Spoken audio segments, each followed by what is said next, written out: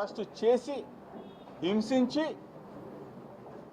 ఒక సామాన్య ఖైదీలాగా నేను 83 రోజులు మీరు చేసిన దుర్మార్గానికి శిక్ష అనుభవిస్తే ఇంకా మీ మనసు చల్లారలేదని అడుగుతున్నా చంద్రబాబు నాయుడిని, చంద్రబాబు నాయుడు కొడుకుని లోకేష్ని.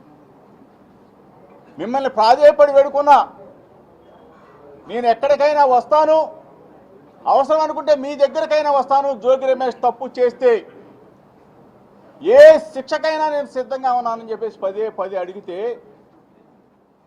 మీకు భార్య బిడ్డలు ఉన్నారు, రమ్మని చెప్పేసి ప్రాధేయపడి అడిగితే రాకపోగా నేను దుర్గగుడికి వెళ్ళి అమ్మ దుర్గమ్మ సాక్షిగా ప్రమాణం చేస్తే సిబిఐ దర్యాప్తు కోరితే వెంటనే అరెస్టు చేసి 83 రోజులు నెల్లూరు జైలు, విజయవాడ జైలు, ఆఖరికి మదనపల్లి జైలు 3 జైలు తిప్పారే.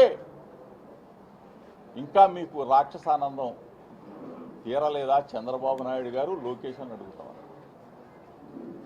అంటే ఏం తప్పు చేశానని చెప్పేసి మీరు అంటే బలహీన వర్గాల పక్షాన నేను మాట్లాడటం తప్ప, వైఎస్ఆర్ కాంగ్రెస్ పార్టీ జెండా పట్టుకోవటం తప్ప,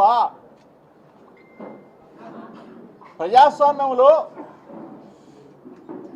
మీరు చేసే అరాచకాలని, ప్రభుత్వం చేసే ప్రజా వ్యతిరేక విధానాలని నా గొంతుక వినిపించడం తప్ప, అది చేస్తే నన్ను నా కుటుంబాన్ని జైల్లో పెడతారా?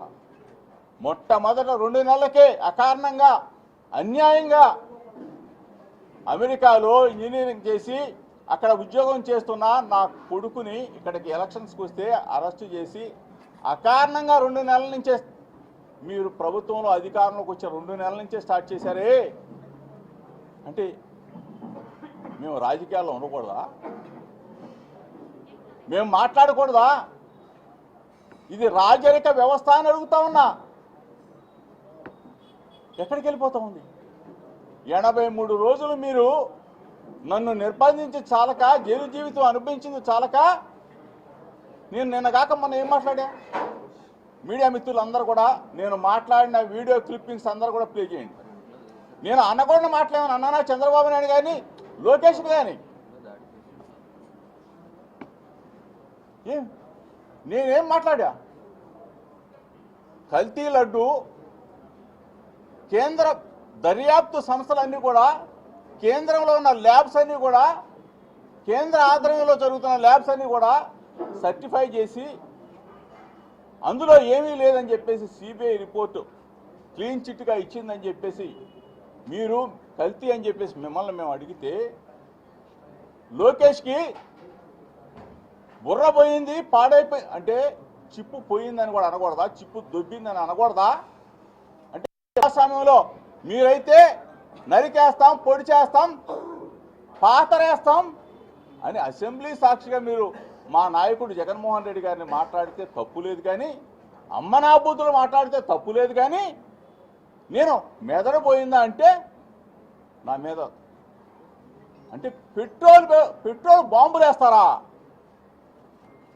అంటే ప్రజాస్వామ్యంలో ఒక బలహీన వర్గాల వ్యక్తి ఇంటి మీద, వ్యక్తి కుటుంబాన్ని హతమార్చాలనో, మట్టు పెట్టాలనో ఇంత దుర్మార్గం, ఇంత రాక్షస ఆనందానికి మీరు పొందుతారా?